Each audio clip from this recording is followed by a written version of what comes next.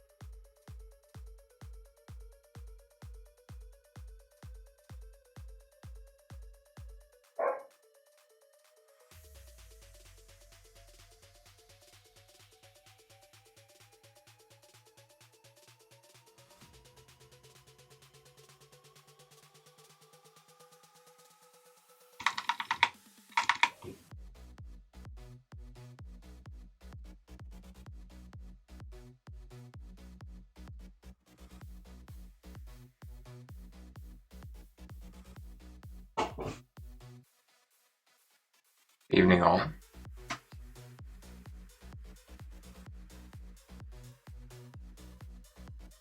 If you're on the channel, sound off.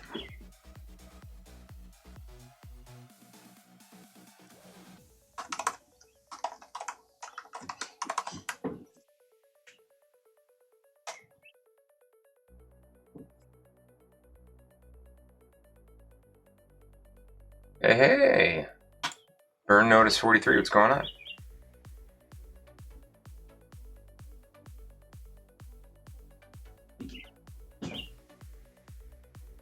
You have to give me just a little bit. I'm pulling up something in a different space here and then we'll get started. Might just be you and me, who knows?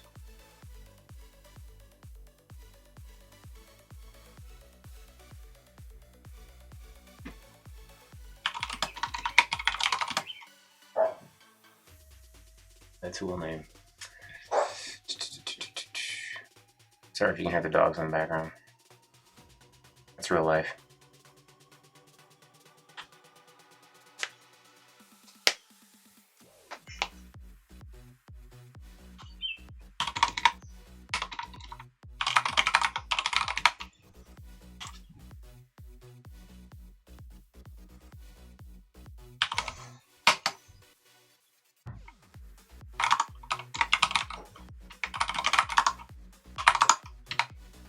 Right.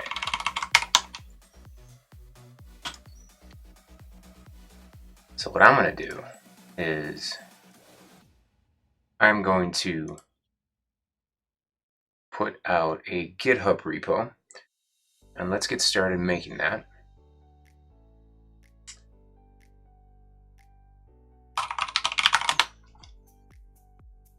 Give me a second, and then once I get that set up, follow along. Set up a new repo. We're going to call this Autobrute, because that's going to be fun.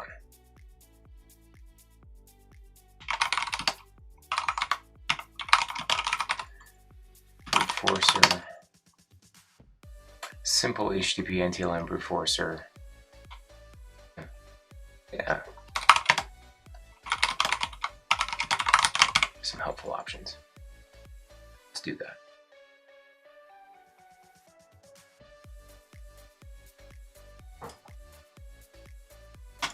Let's make a directory here.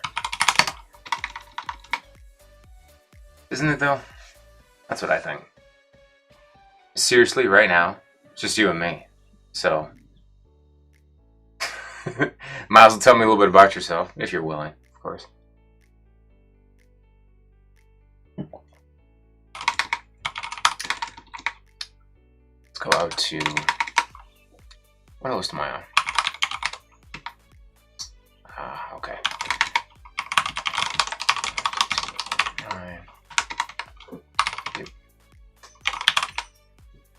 Alright, cool. Let's see, host name should be, okay, it's my Arch VM. let's make a directory called tools, and then let's clone this. Cool.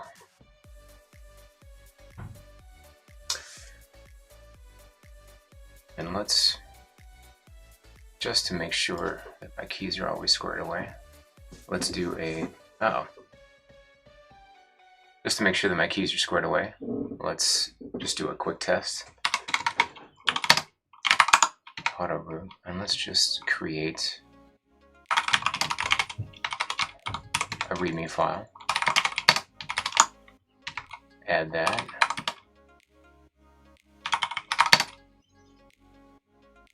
New dad, a hiatus. Easing back into red teaming. Very cool. Well, congratulations. First kid?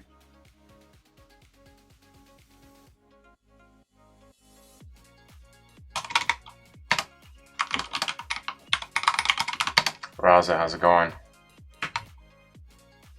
Aha. Okay.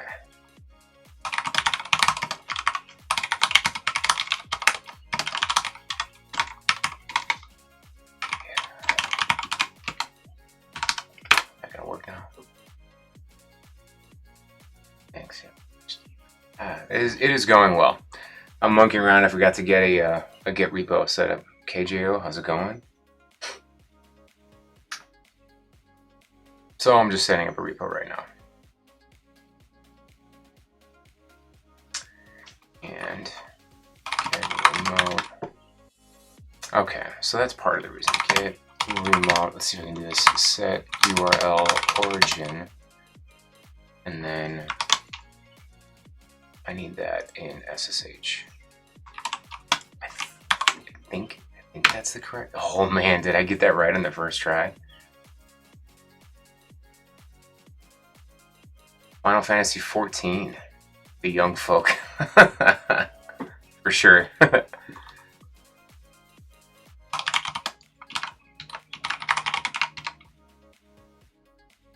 still want unable to auto detect email address. Git config global user email. Give you my public Gmail account. Hey, cool. Yep. Permission denied. Could not read from remote repo. Can I pull? Okay. So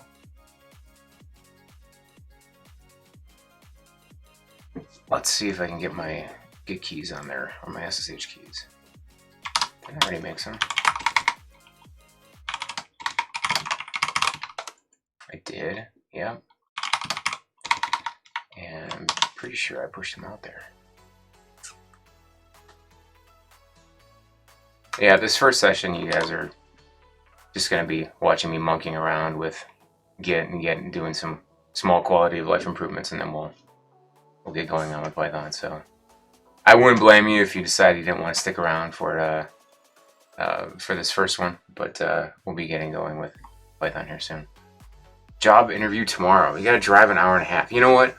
I drove from the upper Midwest all the way to Kansas. It was a 6.5 hour drive for a sysadmin job. And I did not have any money, and I took my wife and my son because they wouldn't fly me out for an interview. And this was, I don't know, apparently we couldn't do this over the phone. They wanted to meet me in person, which I understand. And so I drove all the way to Kansas City, stayed in the nastiest motel, like roaches under the bed. It was awful. And then I went in for the interview, and dude was asking me questions, and I was giving answers, and I thought it went well. And then nothing. He just totally ghosted me, and I called back a few weeks later. He's like, "Oh yeah, sorry, we gave the job to someone else." And sometimes that's how it goes. That's a terrible story to tell you right now on the eve of your prospective interview. So I apologize. You're going to do great, my friend. So don't be like me. Go in there, slay the interview, get the job. It's going to be awesome. I really should be encouraging. something I'm working on. Yeah. It's always rough. Like, I mean, if you're gonna say no, just say no, right? But call me, like, call me and be like, hey, no, don't just ghost. Like that is so frustrating. And I get it. A lot of employees or perspectives ghost employers. But when employers do it to employees, I mean, all that did was send me all the right signals that I'm glad I didn't get the job. So, not that I'm trying to prepare you for not getting the job, because no doubt you're gonna slay and it's gonna be amazing. You're gonna get a 1,000% pay raise. I mean, who knows? It's gonna be fantastic.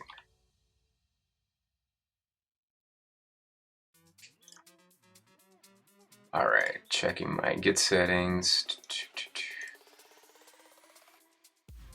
Hey, you guys can hear the music, right? I think you can. Manage access. Yeah, manage access to that.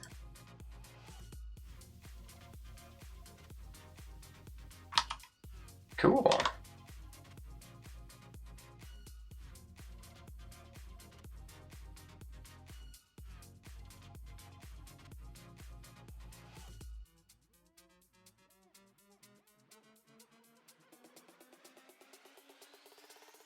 All right, so that should be. Yep, that key is out there. So why am I getting access denied?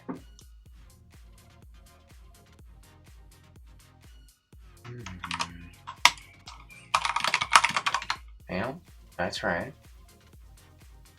I should be able to.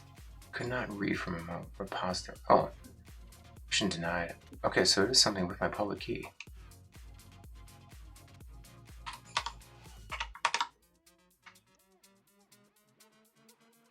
Sort this out real quick, because I want to be doing git commits all on the way here.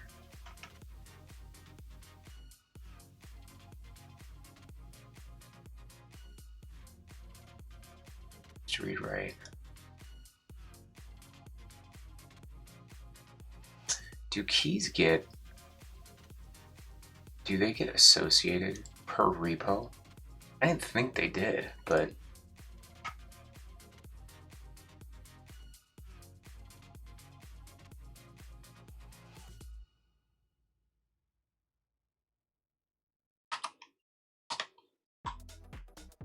and I know you guys aren't looking at my browser. Staying on. Access. Is that it? Yeah, see, I would think that would be associated to me directly. I think it is.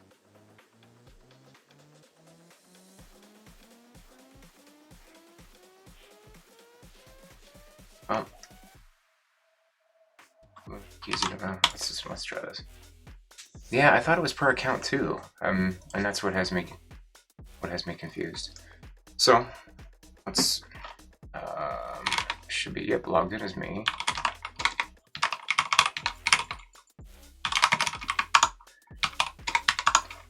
And let's grab that public key. There.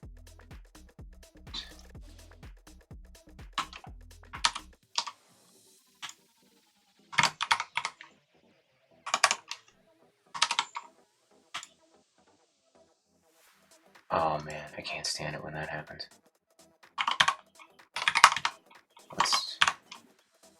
Yep, there we go.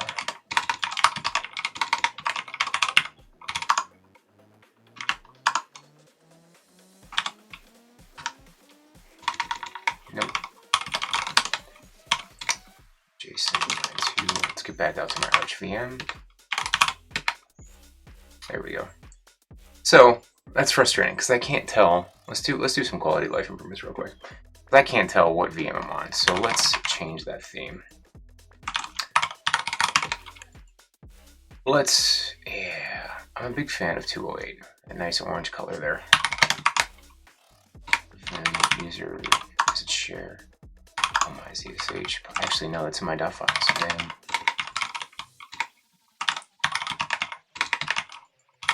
.files. Oh my. Yeah, I even already have it there. And let's... Hey, much better. Okay. Now I can actually tell if I'm on my VM or not. That's helpful. And it looks like I don't have PyEnv installed. We're going to be installing that as well, because that is another quality of life improvement. Let's do pacman, or my alias is pm, which is sudo pacman. Pacman-s for installation PyEnv. Is that it? Hey, that's it. Awesome. Let's install, while I monkey with my Git settings, let's install a version of Python. Is it versions? Yeah, PyEnv versions. One set by, okay, so I have that version 3.9. So let's PyEnv install 3.9.1. Cool. PyEnv is fantastic, by the way, for if you have to just manage your various versions of Python, and it's super easily controlled with an environment variable. Hey, let's switch tmux back over. What are you doing?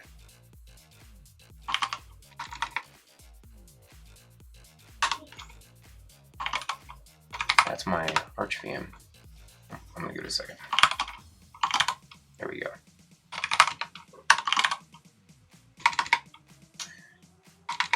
Oh, that's why. I'm not running a tmux session. So I'm not sure how many of you tuned into my very, very first stream, but we talked all about tmux and about nested tmux sessions inside of SSH, and we're going to go down that rabbit hole just a little bit. So, Dave, oh my gosh.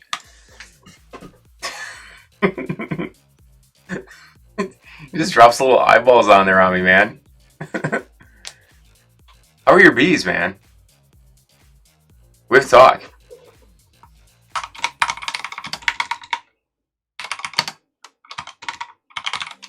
Yeah?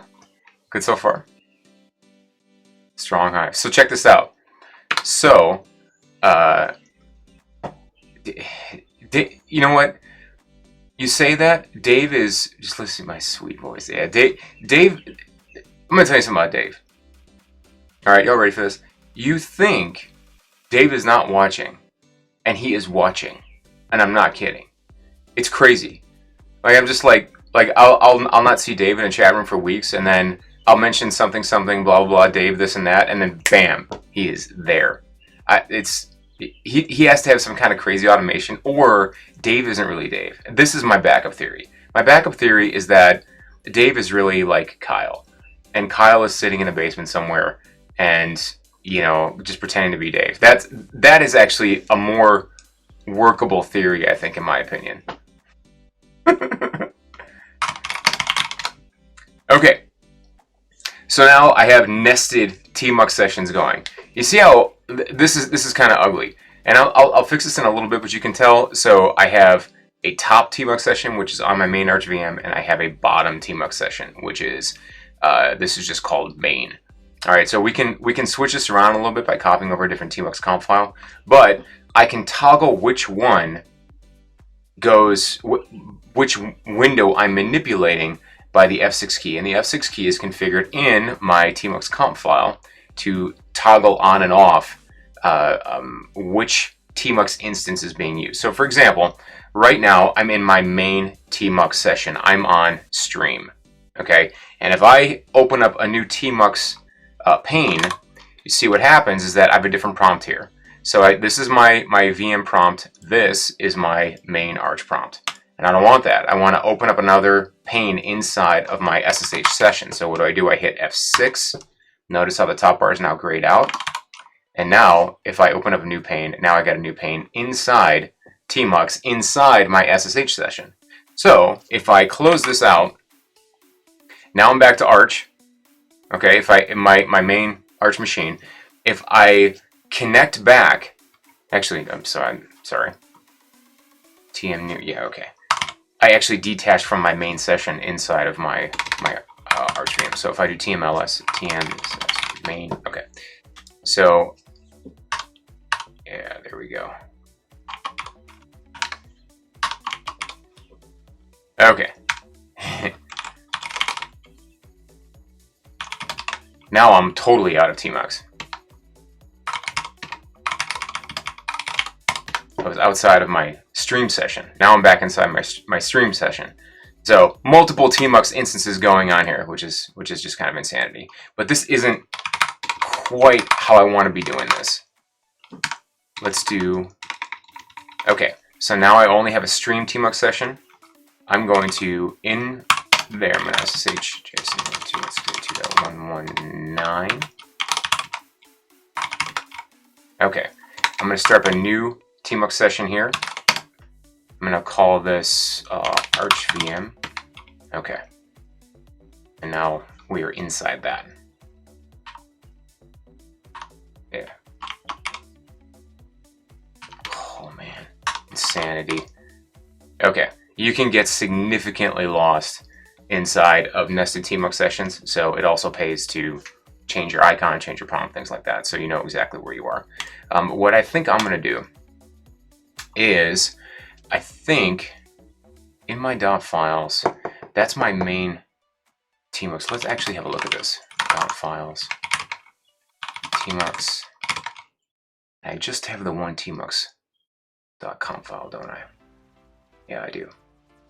Okay, so what I'm going to do is I'm going to copy over a different tmux.conf file, and that way that's going to help us out a little bit. It's going to make this look and appear a little bit easier. So right now I'm only in my main tmux session inside my archvm, but I'm still SSH'd. Everyone confused yet? Let's scp dot files tmux. I just have tmux.conf. Hang on a second. Sorry, I know I just foobarred my chat screen. Bear with me. I do have public dot files. If you actually go out to my, yep, there, yeah, Roz is on it. Roz is my man. Bear with me just a second. I know things look a little foobar right now because I have a different window open.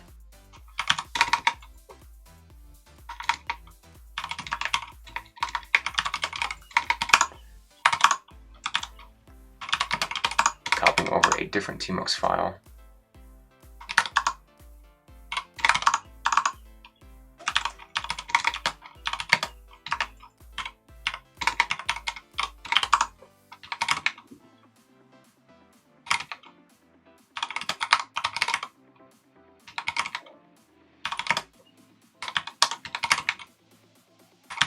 Okay, copying this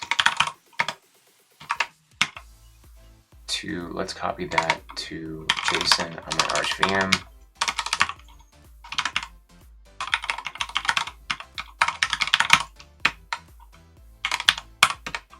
Cool. Okay, that should take care of that.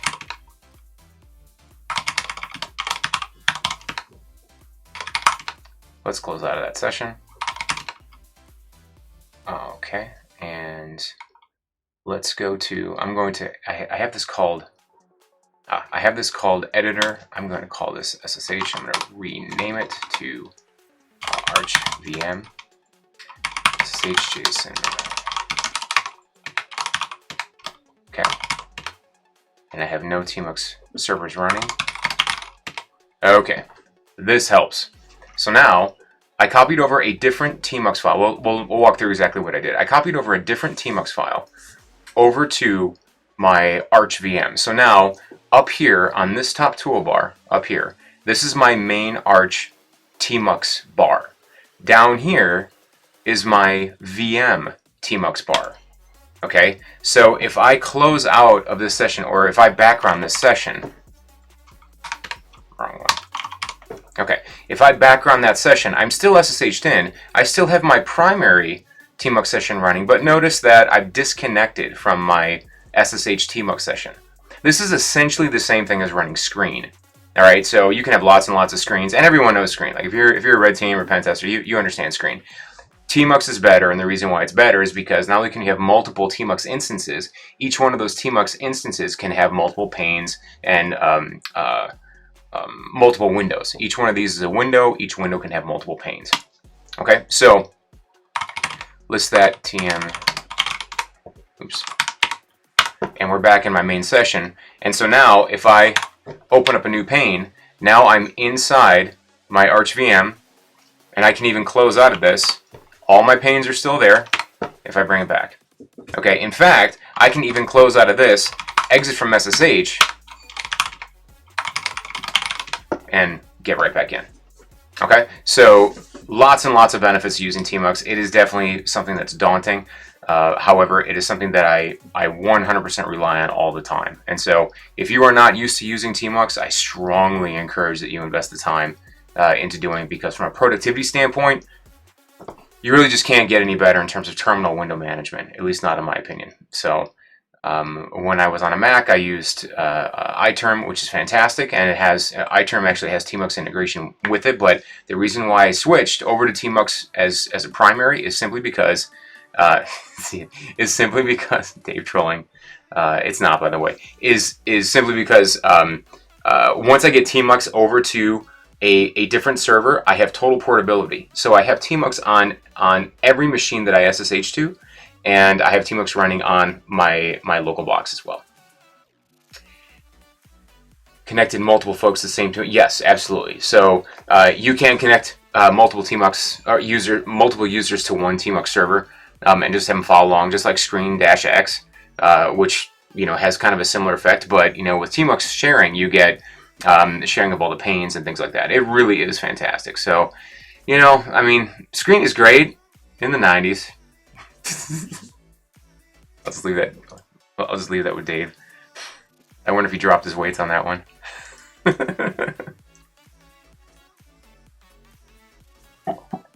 Okay.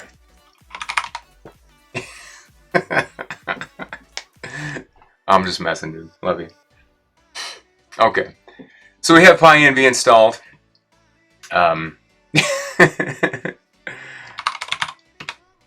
And we should have. Okay, cool. So we got 3.9.1. Again, PyEnv is awesome because you can just have multiple Python environments. I don't know about you guys, but I routinely foobar a Python environment, and the reason why it happened, I actually have no idea why it happened. So I don't know. I just go crazy pip installing stuff, and installing this and that, and eventually Python gets wrecked, and it drives me nuts.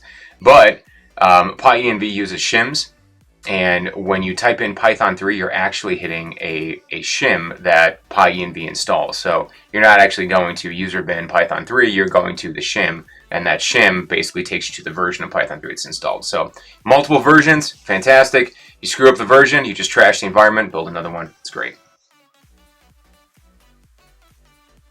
Burn Notice, thanks for jumping on, buddy. Hopefully we'll see you again.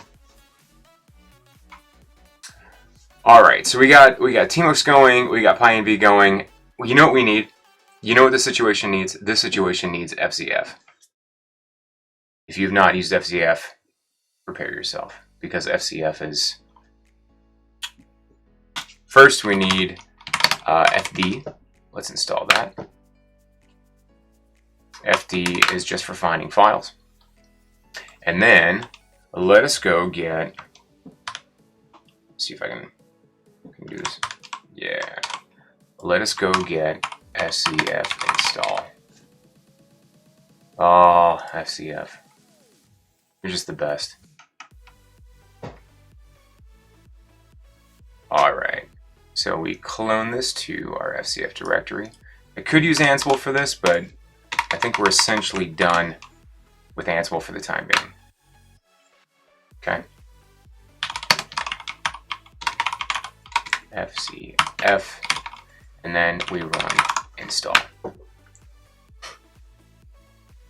You want to enable auto completion? Absolutely. Key bindings? Yep. Update the config files 100%, and now we have FZF. So in my instance, src is just sourcing my zshrc file. So now I should have FZF. What FZF is just a really shoot. Hang on. Raza, where are you, buddy? Okay. Now that I have that installed, what I should have is a really, really nice fuzzy file finder. Also works for history, all kinds of stuff. Yep, so there's history. I pulled that up. I can see all the various commands that I've run. FZF is fantastic. So one of the key bindings is the double asterisk. If you hit that and then a tab, you can pull up the fuzzy file finder menu. Okay, so if I type vim, now I can use FZF from within vim. And the reason why is because I have the FZF, I have the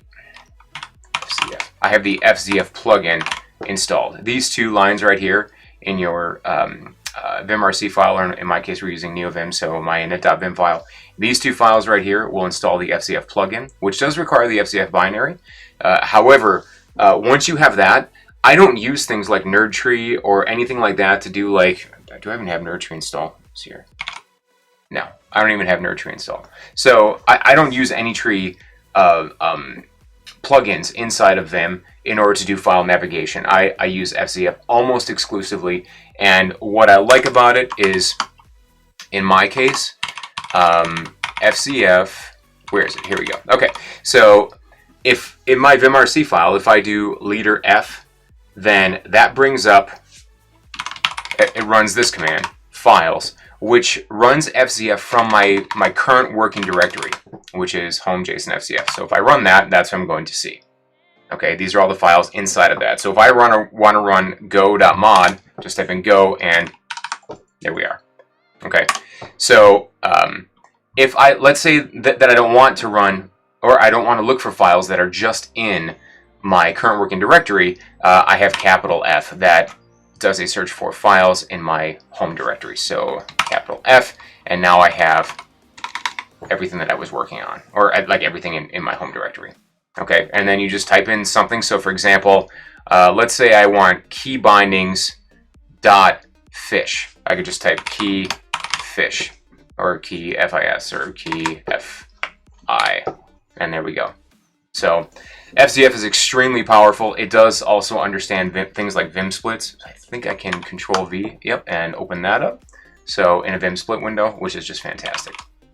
Close that buffer because we don't need it. So yeah, FZF, really, really good stuff. This is essentially my Vim setup and how I navigate around Vim. All right, so we have that. And then I also have the Vim Fugitive installed. But I do need to monkey with my GitHub repo and actually get that up and running. So you guys are going to have to bear with me. Just chill and enjoy the music while I solve my access issues. I'm not exactly sure what's going on. Tools, Autobrute, and then that was the README that I created.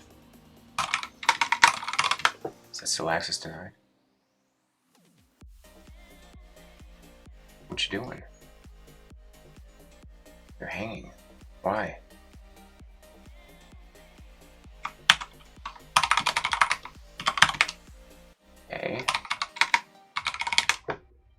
Okay, alright, so permission denied on my public key. Could not read from remote repo.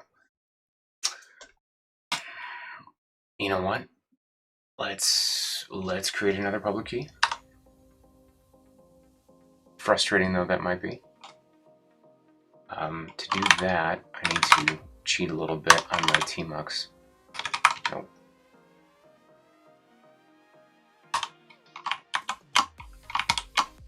Okay. SSH keygen and home JSON SSH ID RSA get 2. Oh.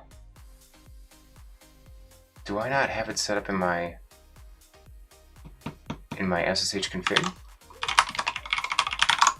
I don't have an SSH config. That might be why.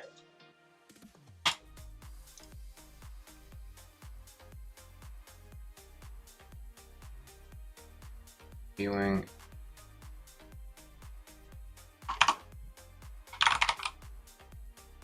Where you at?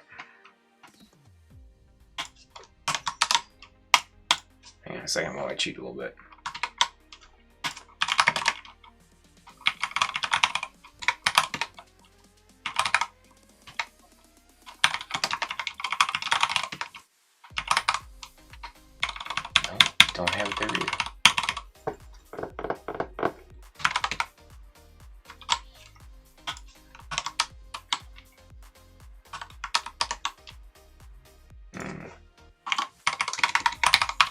GitHub SSH authentication. I'm down to raw Googling, which I am afraid you guys are going to have to suffer with as I code in Python. But we'll learn together. You'd think I know how to do this by now. Generating a new adding new SSH to GitHub, testing.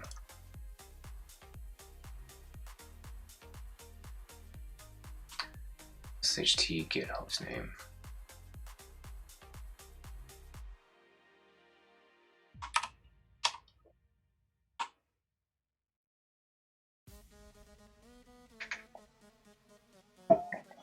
Do the following. GitHub Enterprise Server. SSH git at github.com. Let's try that. Okay. So I think that's all I need. Config. Host or host name?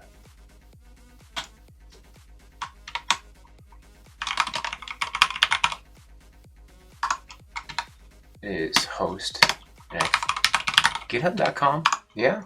Let's try this. User git identity file ssh IDSH say git, and then I assume hostname would just be github.com.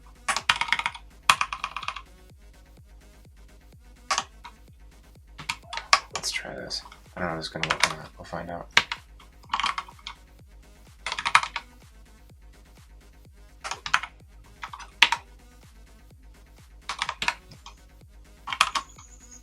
Let's find out. SSH use SSH git. Okay, cool. That seemed to work. So can I go back to my repo and git pull? Nope.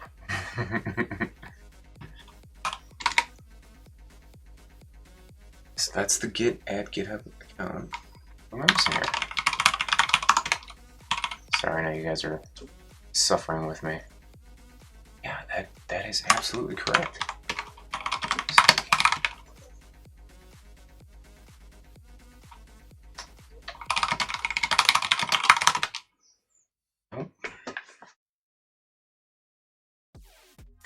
And that is connected to, yeah, get at github.com.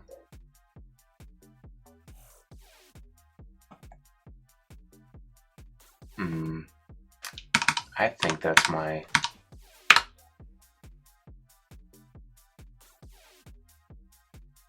get at.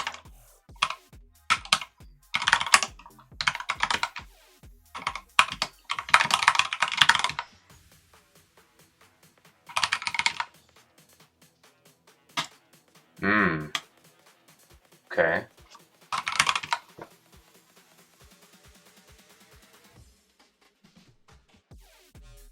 Oh, Git issues are the worst.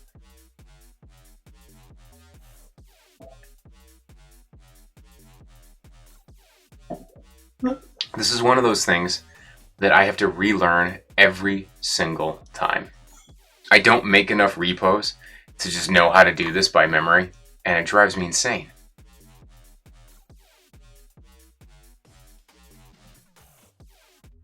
Adding new SSH keys. Yep, it's added.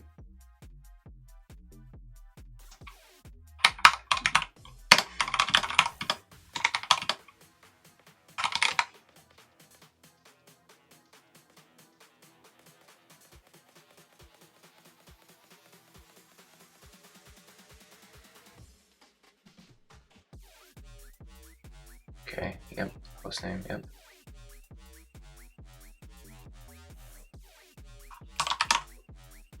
I missed something like stupid obvious. Identity file, yep. RSA get. and that works. If you guys see some super obvious mistake that I'm making here, just let me know.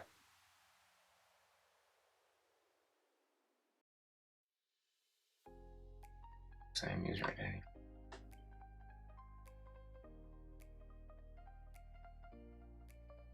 Should all be correct.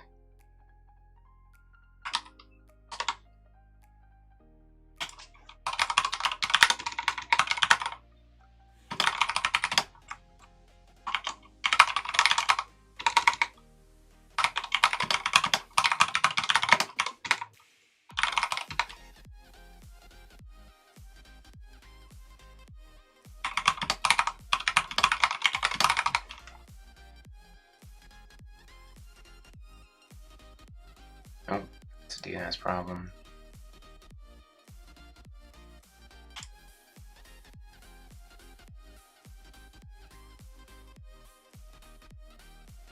Yeah, host and host name is github.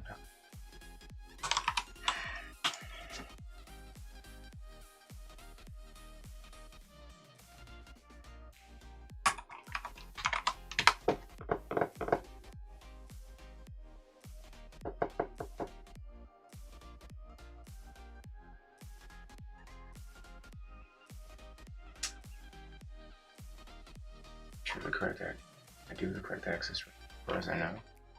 Temporary failure in name resolution. Just seeing this one now. Could not resolve. Could not. That shouldn't be the issue. I don't have that. I better just look up DNS utils, I believe.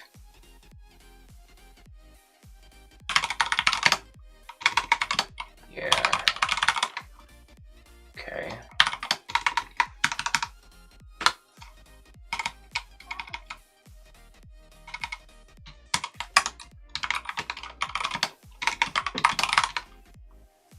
Okay.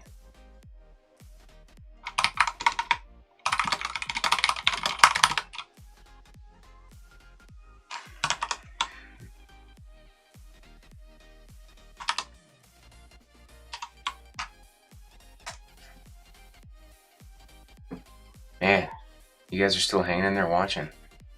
I appreciate that, I have to admit. I hear my kids laughing in the background.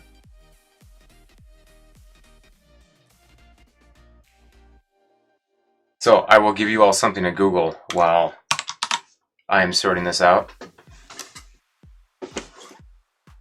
I was in North Carolina last week, and with our church youth group, we were doing some work for Habitat for Humanity. Ton of fun. We got to fix up an old house. In North Carolina, you can still tear off asbestos tile from a house. Didn't know this. Can't do that where I live. Can't do that where probably a lot of people live. But now, in North Carolina, you can just pop tiles right off. You have to double bag it, but you can just take it right to the dump.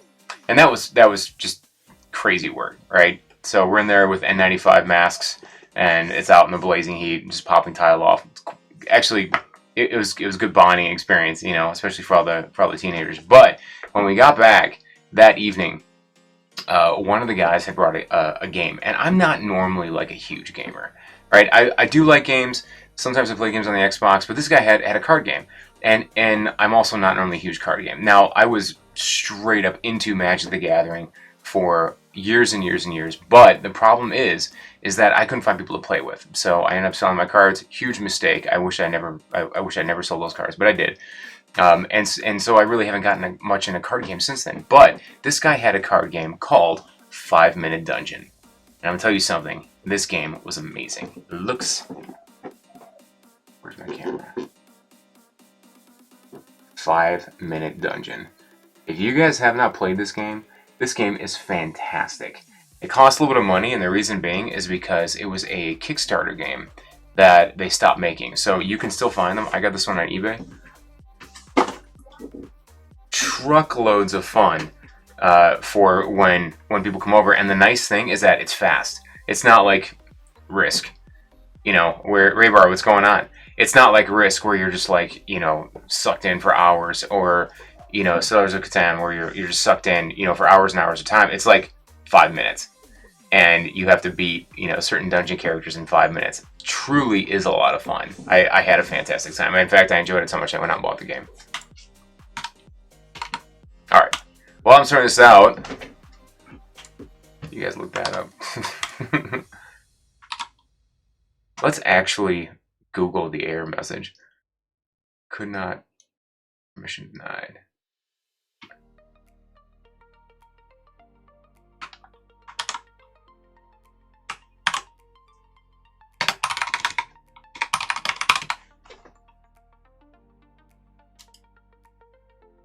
Yeah. Oh, hold on. I might be on something here.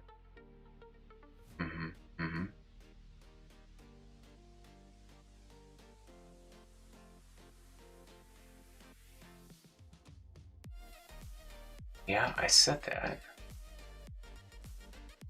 I set it over to the SSH repo.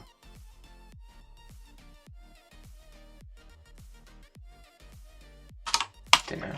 Git v. Yeah. Get at github.com.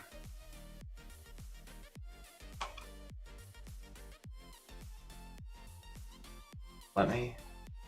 Rebar just joining. I'm sorting out my my SSH woes. Taking a whole lot longer than I thought it was going to.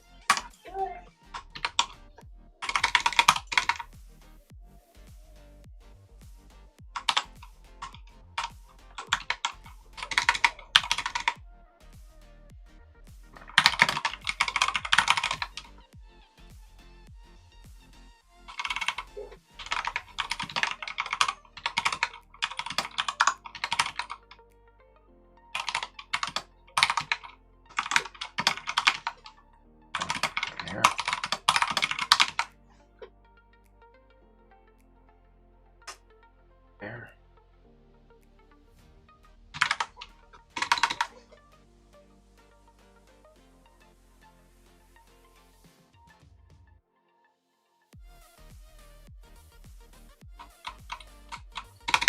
All right.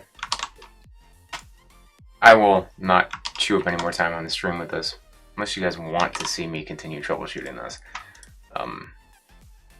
But man, that is a frustrating problem. No. I'm sticking with it. I'm gonna force myself to stick with it. Solve this problem. And then I'm gonna build another repo in a few weeks, and I'm totally gonna forget.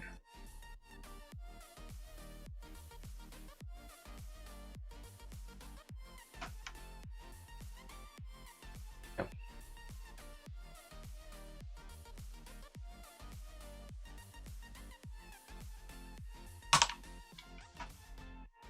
Say.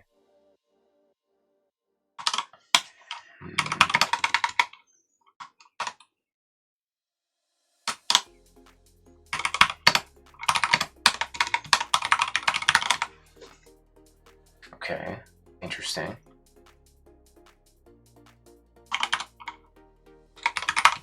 Let's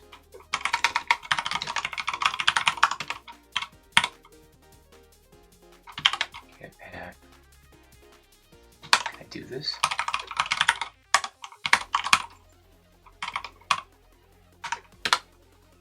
Nope, didn't like that.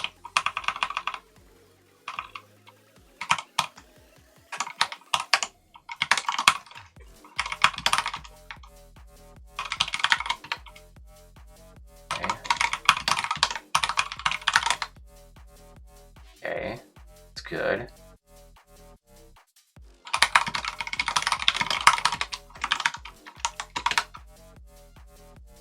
Okay.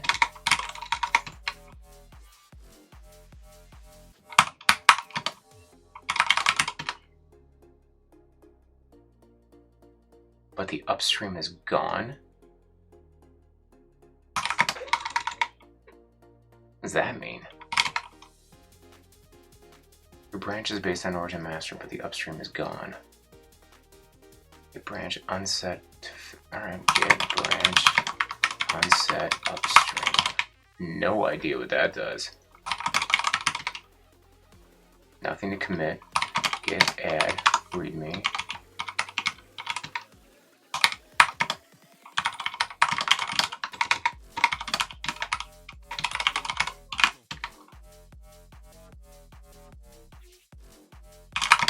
Is it because nothing's in readme?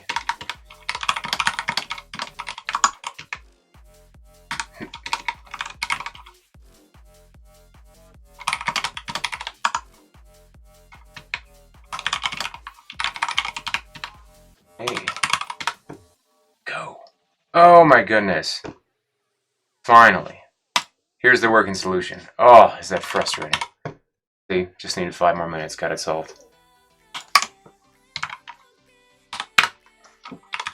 Alright. Wow, that is super obnoxious. And it's been an hour. So there you go. You want real live, just awful IT work? There you go. That's it. Okay, so let's make Autobrute. We'll give this about a half hour. We'll get some working code up and running. But now that I have that, okay, I am inside. What is OST? OST is offensive security tool. It's just a trigger word that Twitter gets all hot about.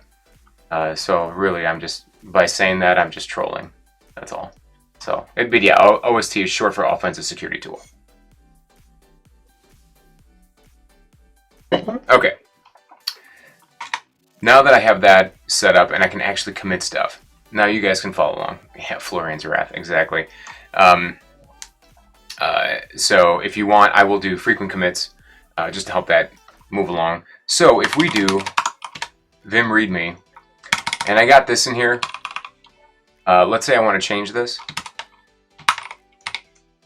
This is going to be auto brooding of HTTP simple and NTLM pages.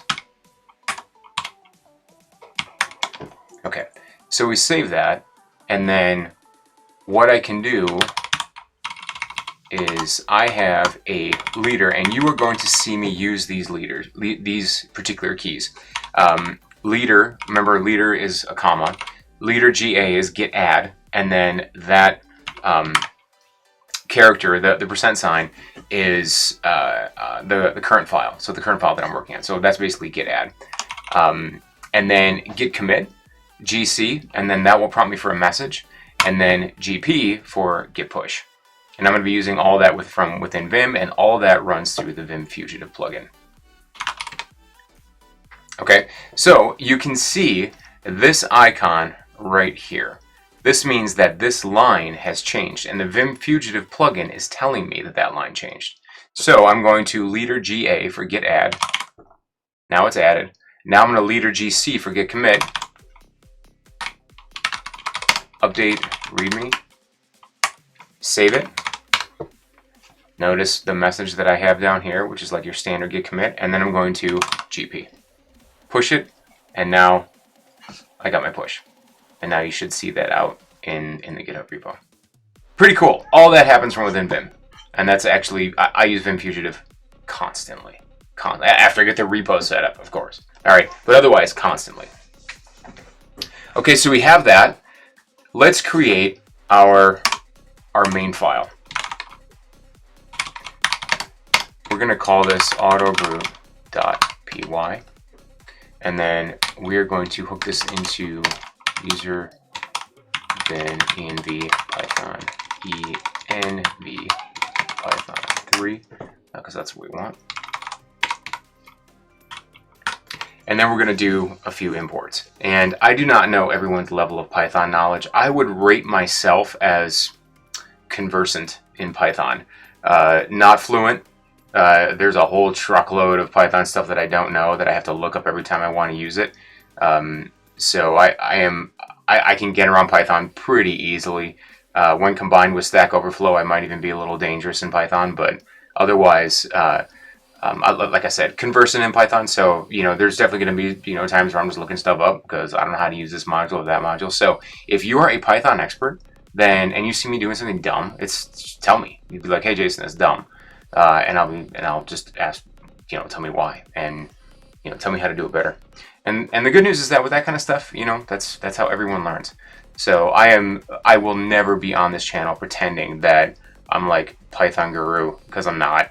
Like I said, my knowledge is cursory. I know enough to do what I need to do, and I know where to find everything else. So, but that's fundamentally it. So, as we get going into this stuff, again, you see my mistakes, let me know, and I will also have linting going on, telling me when I can do optimizations to code and stuff like that. So, and we'll also be doing all of our debugging using just terminal. So I'm not going to use Visual Studio Code. Everything is going to be done in Vim, and then debugging is going to happen using a tool called Ipdb, which is installed as well on my Arch VM. All right, so let's bring down a let's just do some basic stuff. Let's just get our simple hello world up and running, okay? Just to make sure that things work, and it makes me happy.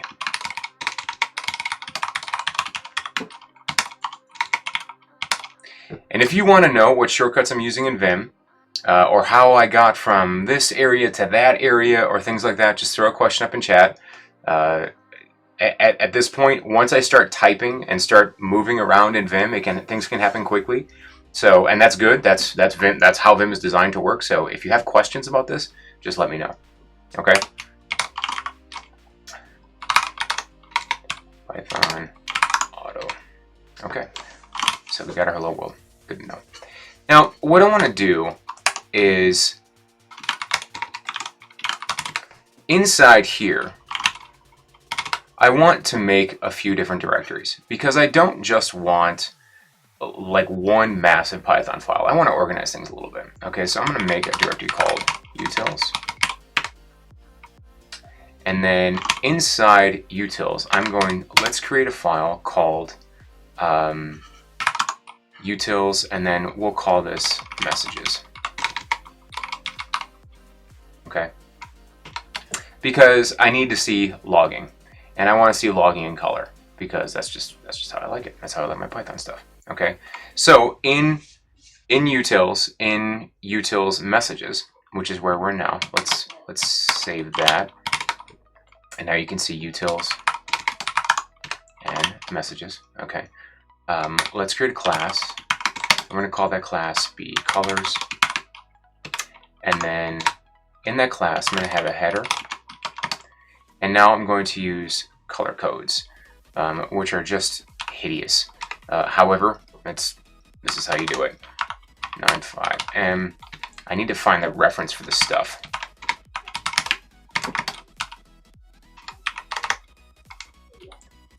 94, and I'll do examples here in a second, so bear with me.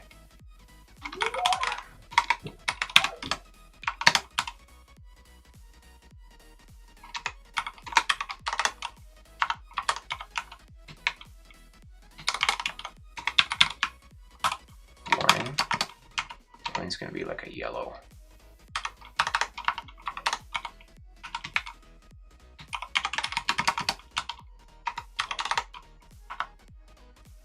Three, 9-1M. End color. It's just going to basically revert. It's just saying go back to what you were doing before.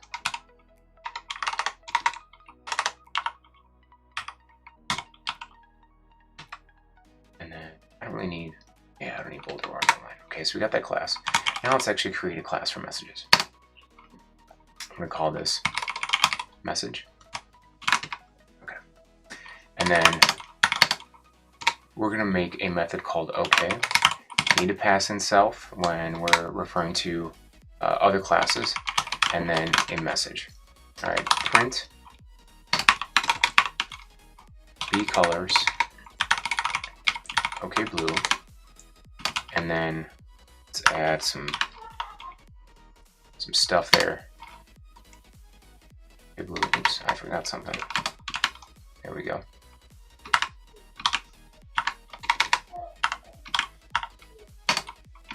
And then we're going to string format this. If you're not familiar with string format, and you'll see this more, but string format basically, in this particular instance, it just finds the double curly brace and then just inserts whatever message that I have. Just drops right in there. Good stuff.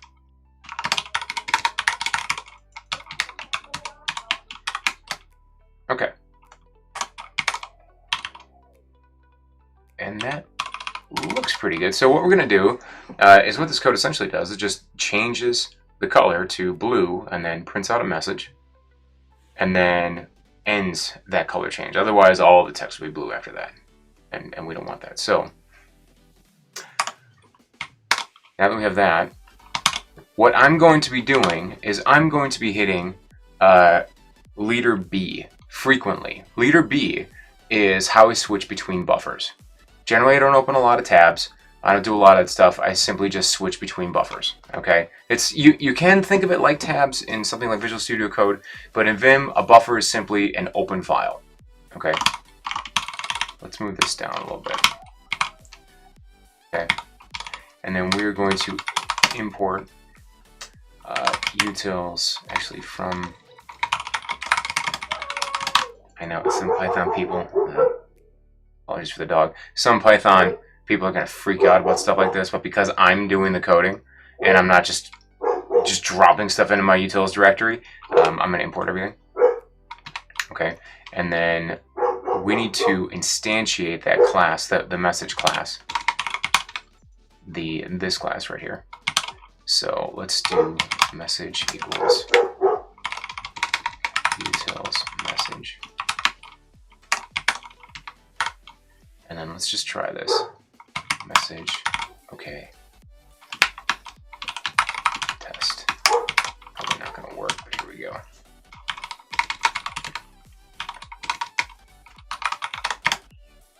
Three. Utils is not defined. Did I call it something else? Utils messages.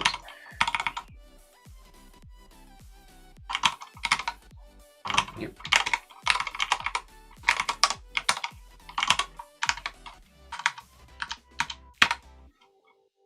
Means not defined. Details from.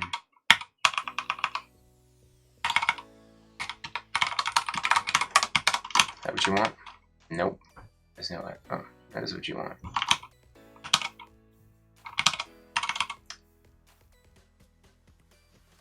Six. This class instantiation. This is gonna be a ton of fun.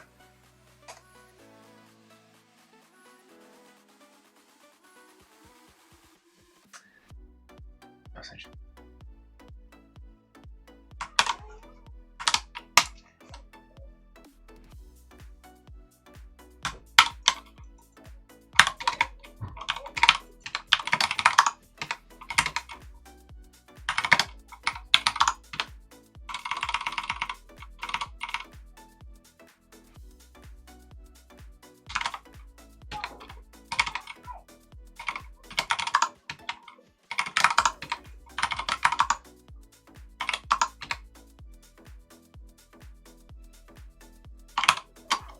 That one.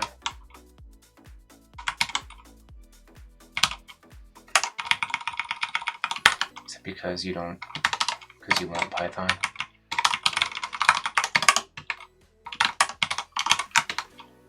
Oh.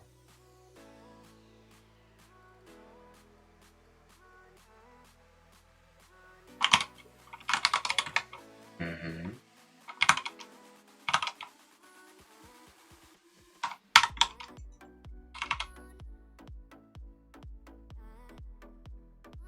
Def. Self. Yep.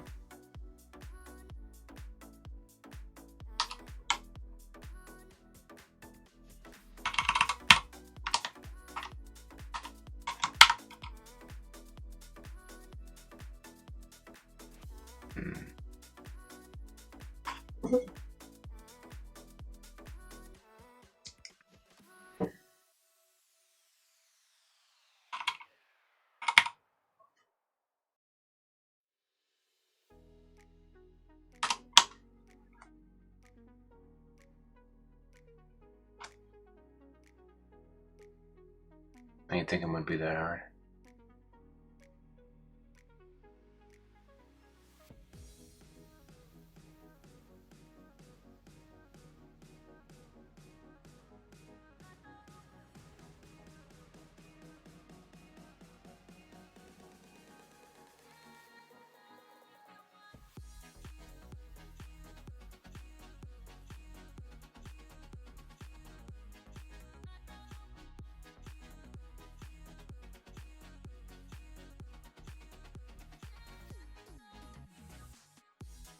It is called that.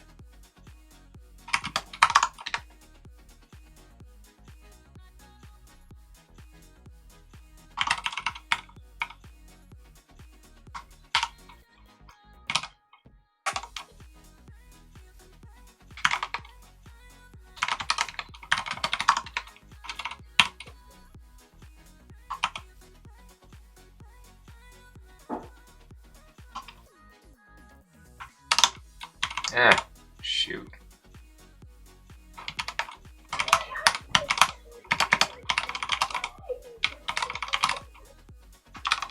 That's probably what you want, isn't it? Mm-hmm. Yep, that's what you want. Good times. Okay, now that we got that down, let's build this out just a little bit more. And let's add our warning. And let's do this. Adding that. Instead of blue, we are going to do warning. And then instead of that asterisk, let's do an exclamation point. Copy those two lines, paste them, change that to, let's do success. And then instead of warning,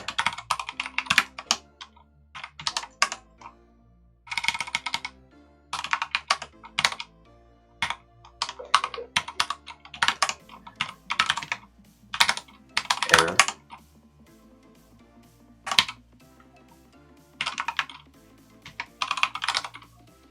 And what did I call it? Fail.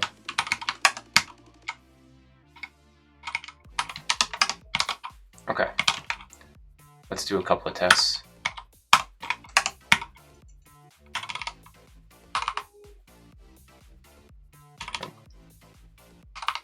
And then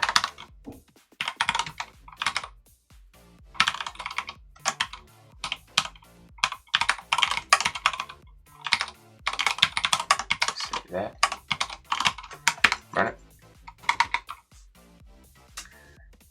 Fail. It's because it's not called fail, it's called error.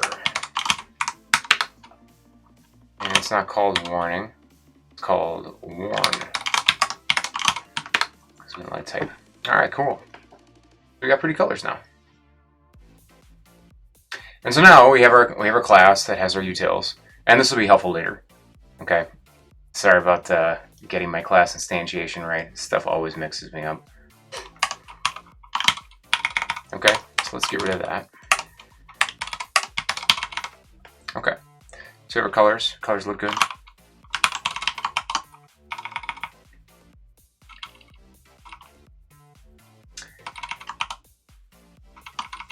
All right, I think we're going to need a way of, we're going to have to send HTTP requests. And we're going to get the basic structure built out, and then we'll probably kill it in about 15 minutes or so. Okay, and what we're going to use is we're going to use the request library in order to actually send requests, because it's pretty straightforward and nice. So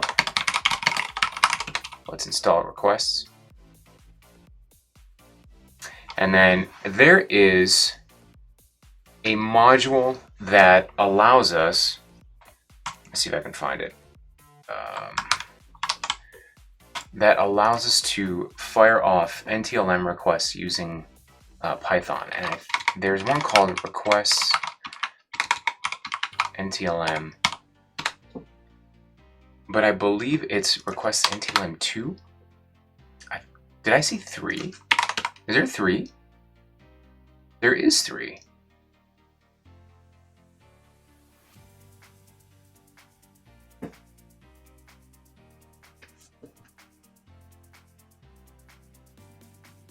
Interesting.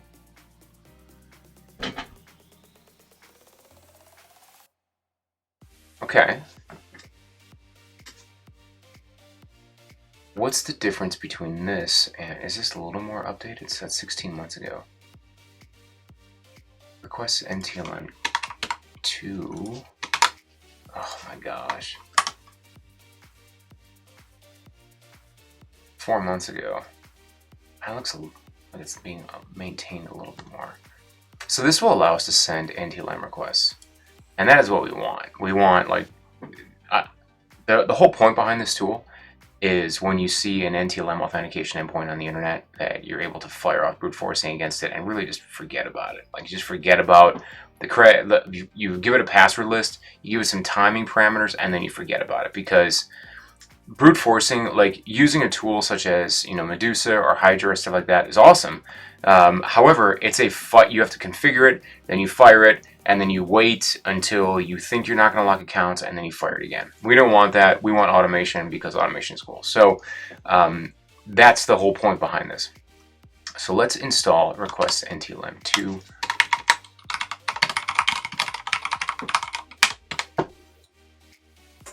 Is it request underscore? Did he have it wrong in his repo? Nope.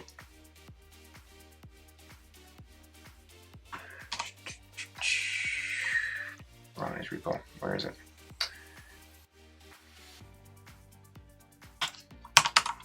Pip install.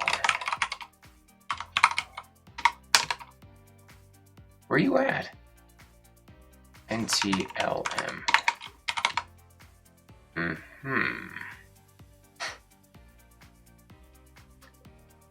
Okay, just to make sure, import requests NTLM 2. Yep, import requests. Okay, cool. Let's bring those libraries in. Actually, that documentation. Sorry, I know, I'll switch back in a second. I just want to grab this. That documentation had me bringing this in. So let's copy that. And then paste that in. Okay. Cool. So we got those going on. What are some other things that we might need? Yeah, we'll get to time and stuff in a little bit. Well, let's just start with that.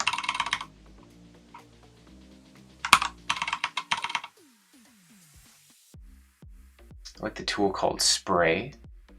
Drop a link. Is that like a... Is it just called Spray, like out on GitHub?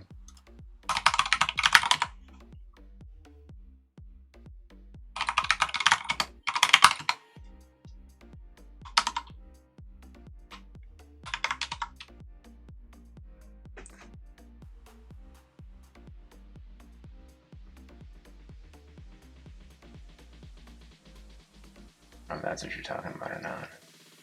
Spray can. SQL services on top of Akka.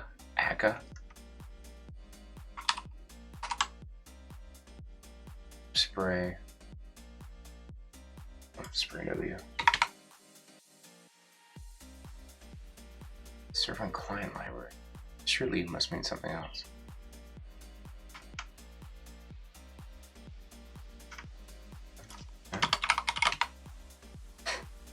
Domain password spray. Yeah. SMB and other protocols. Yeah, sure. And you know, the truth is that there's like 1,000,001 types of brute forcers out there. This just makes a fun project because it's fun to code Python. And you know, if you're not familiar with Python and you know you've never done anything like this before, then you know it's a good way to get your feet wet. Especially if you're into, you know, red teaming, pen testing type stuff. So, but it's this kind of stuff is fun. I think it's fun. And this is what we're going to be working on for next few weeks, and we'll build it out and add some features that I think are going to be useful that go above and beyond just like your run-of-the-mill password sprayer. So I do like keeping things, restricted in terms of scope. Just have one tool that does one thing really well. I do not plan on building like replicating Medusa. Like that's not the intention here. The intention is to do a few things. Number one, learn a few more things about Python, and number two, put together a useful tool that people can use. So, for example, one of the features that I wanted to include is a minimum wait time and a maximum wait time. So, for example, let's say that that the lockout policy is like it resets every 60 minutes.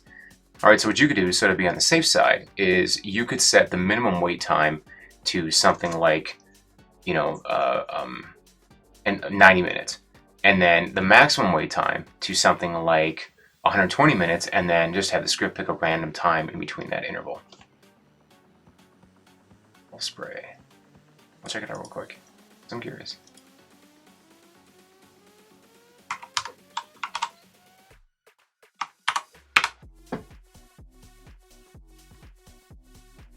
RPC client. Lockout period of minutes. Nice.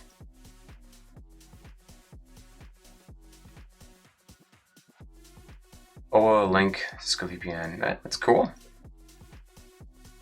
Oh Lord, it's a shell script. Oh my goodness.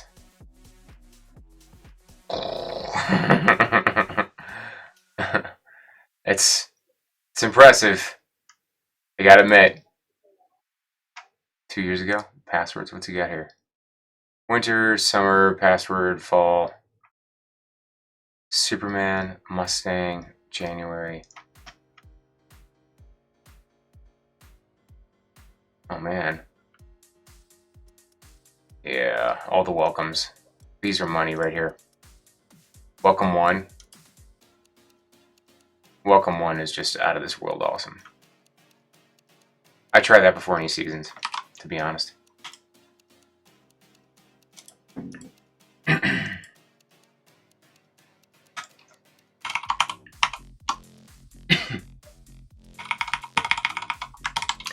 All right, so let's come up with a main method here. And then inside of our main method, let's call our messages log. Let's call this log.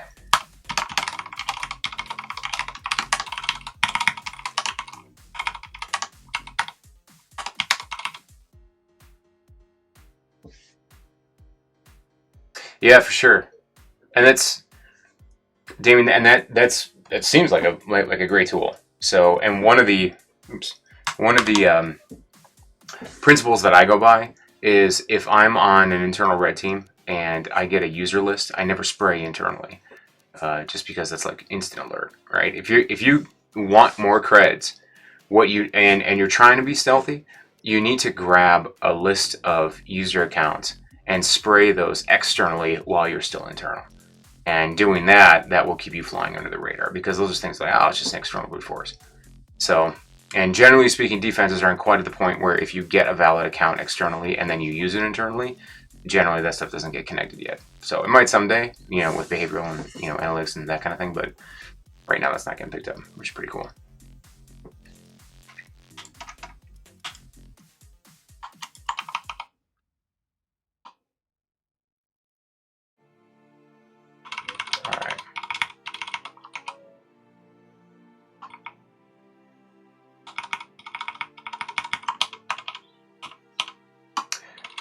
What we need is a test endpoint, and just so happens that I have one because I built one in my lab.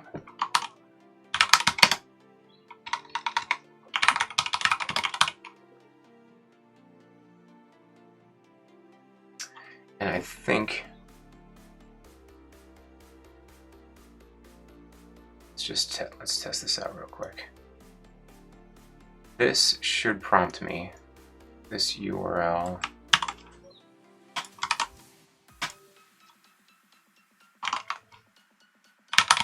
Pro installed, yeah.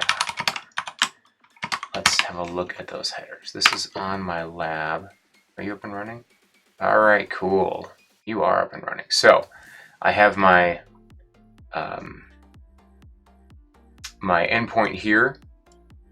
This is just on my local lab, and it is prompting me for negotiate as well as NTLM. This is just a standard IIS web server that is configured to use Windows authentication, and it is domain joined. So we connect out here, we get a 401. We need to figure out how to get into that box. Okay. So we'll kind of keep that. We'll keep that URL in our back pocket. In fact, let's just do this.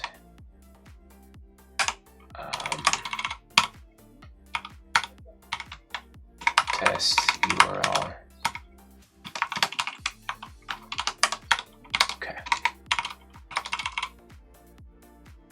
So we got our test URL. That's what we're going after. All right. And it just so happens that I happen to know creds for that machine. And so I think where we're going to stop for tonight is we're going to get NTLM authentication working using Python, and that'll be our stopping point.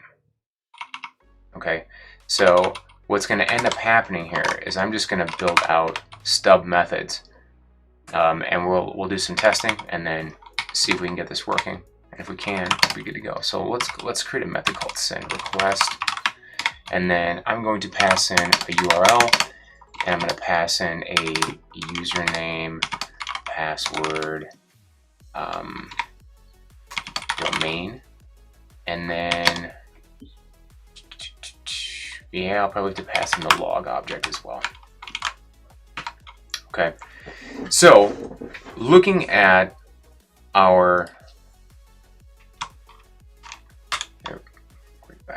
there we go. Looking at, where'd it go? Request NTLM.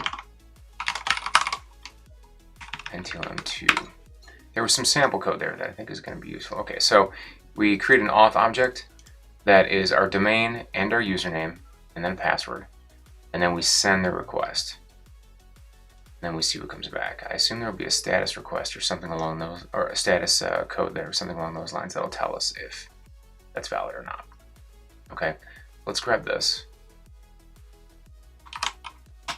And in our request method,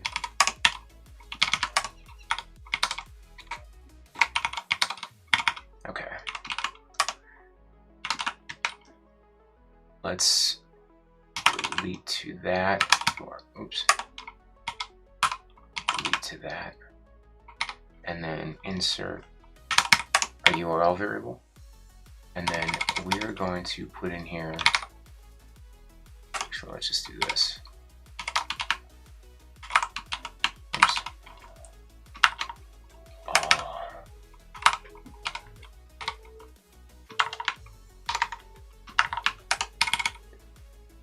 And I think we'll need to replace that. Yep.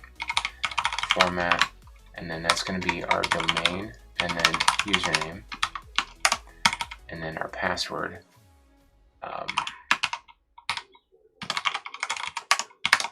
Okay,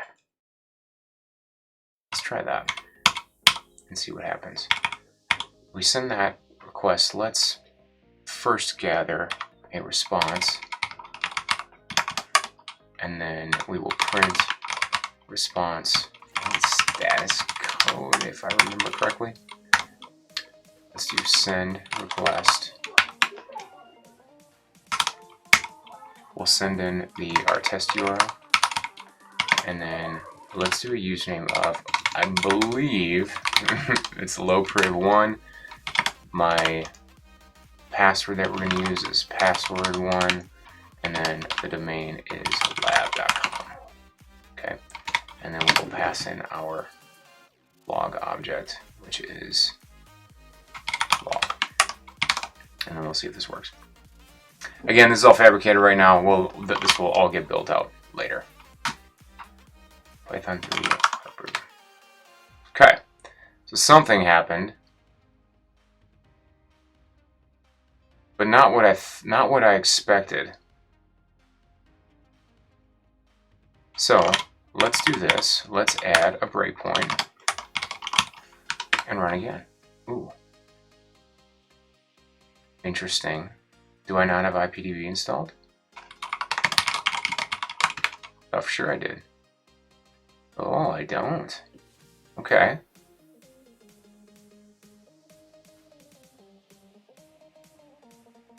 Let's install Ipdb. You only see my browser. Ah!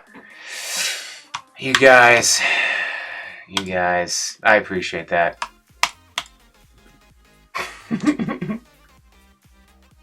Normally my guy Raza is on it, and I don't know. Maybe Raza's a she. I'm not entirely sure actually. Normally Raza's on it, but I think he's doing something else. Let's try that again. Okay, so all I did was I installed Ipdb, pip3 install Ipdb, which is a fantastic Python debugger. Except that didn't work. Oh, well, of course it didn't work because I have a main method, but I'm not calling it. I need some magic code down here.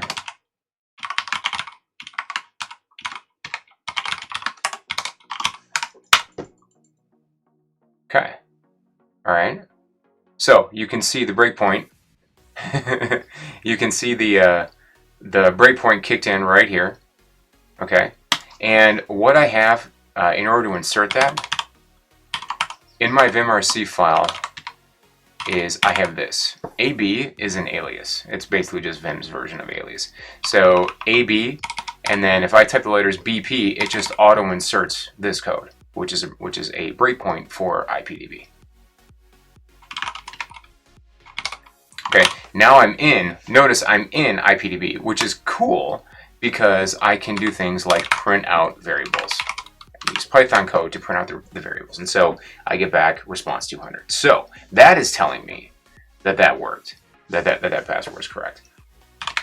And we conclude and we get a 200. So let's, just to confirm, let's change it to locproof2. That should fail. Oops. That gives me a 401. Okay, so we know that NTLM authentication is working. All right, we pass in correct creds with the right domain, and we are good to go. Pass in wrong creds, and don't work. So what I'm going to do is I'm going to add this file, and then, so git add utils. I'm going to add that too, and then I'm going to commit. Initial commit of Autobrute and utils. And then let's, oh, did it commit the Python cache file? Let's create a git ignore.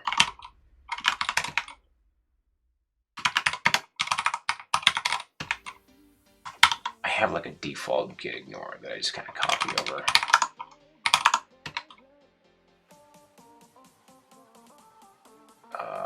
Byte compiled stuff. MySDLLs, swap. Yep, we don't want any of that stuff. Okay.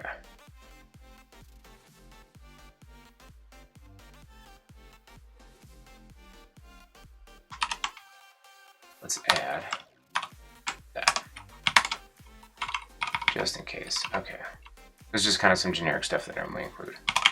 Add that, commit it, adding git ignore.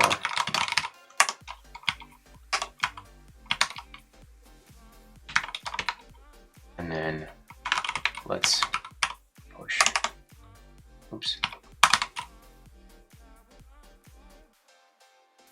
Cool. And then real quick,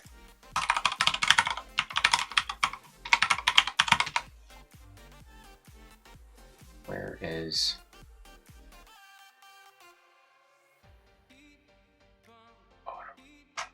cool. There's our Autobrute code with our test and our password, which is just horrible. That's why it's a lab. And away we go.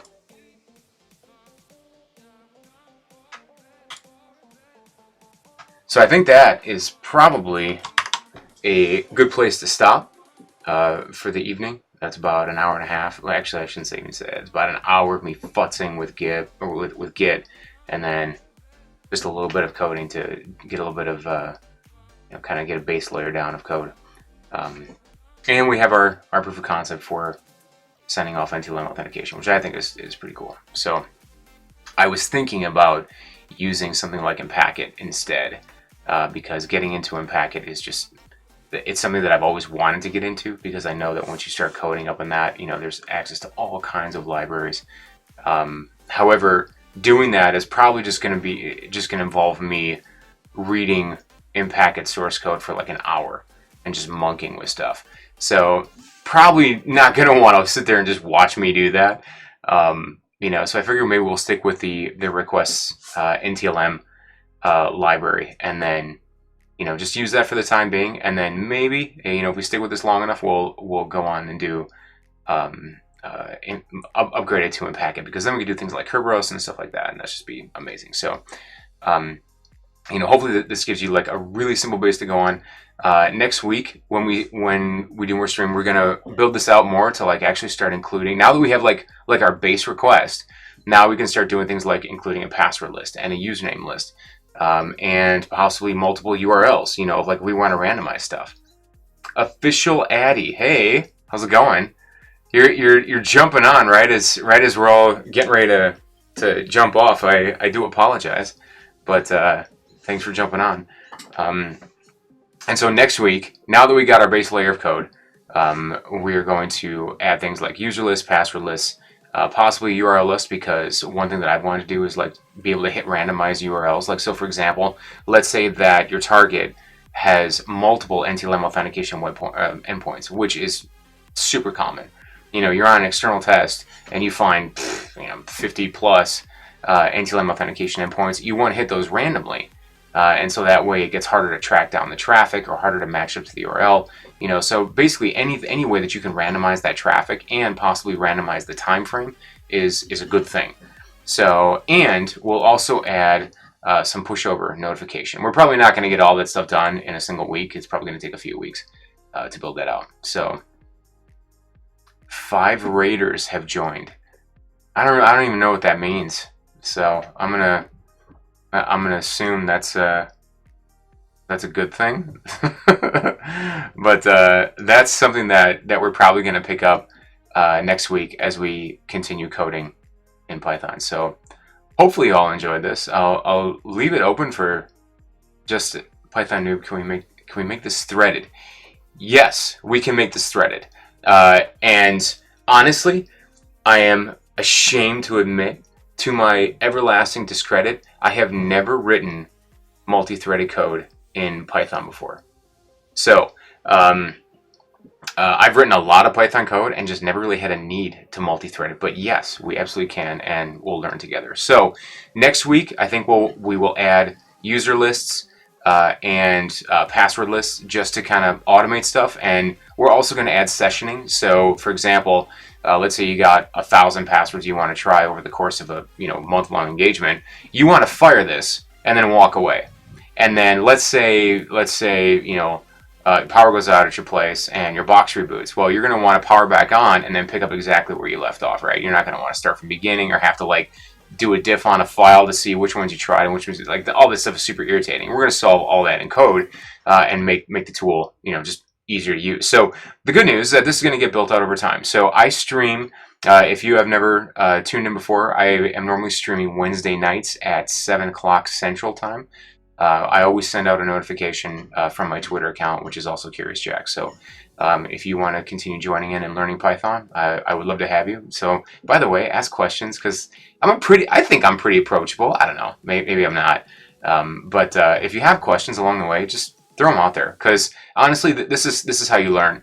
One thing that I love helping people get over is feeling too dumb to ask a question. And so I try and be the one to ask the dumb question, because everyone else is like, oh, thank you for asking, because that's exactly what I was thinking. So seriously, don't worry about any of that stuff. If you're too timid to ask me a question, you can probably DM me on Twitter. I have open DMs and I'm happy to respond.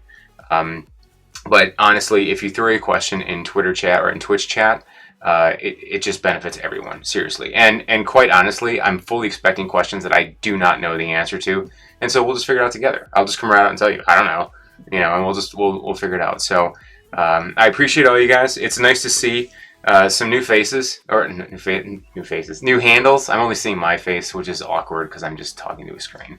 But nice to see some new handles. So if you all tune in next week, like I said, Wednesday, 7 p.m. Central, we will keep going with this. Otherwise, my GitHub is listed in my Twitch, and so you are free to go out and get the Autobrute repo. I will do frequent commits. I have all my stuff committed up currently. It's got my lab stuff in there, coded in there, but you're free to change it and monkey around with it and see if you can make it better. So I look forward to meeting up with all you guys next week. So otherwise, I hope you all have a great week and a great weekend, and talk to you soon. Later.